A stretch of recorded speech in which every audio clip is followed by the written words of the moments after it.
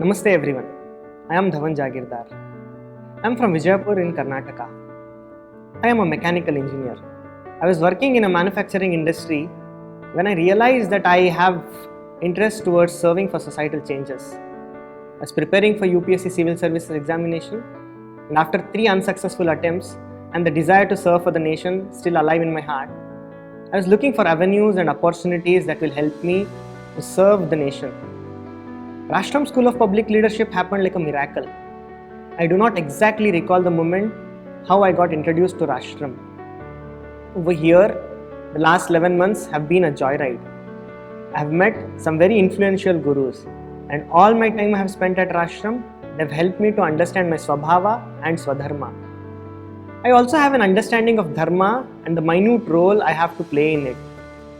Various courses like systems thinking, Ratachit, Samskara Abhyasa, and also sadhana practices have helped me to find my core. I'm hugely thankful to Rashtram and the Rishihood University for this experience in my life. My internship opportunities at Janagraha and Varaha Analytics helped me to understand my skills, and have also given me how to integrate learnings into practices.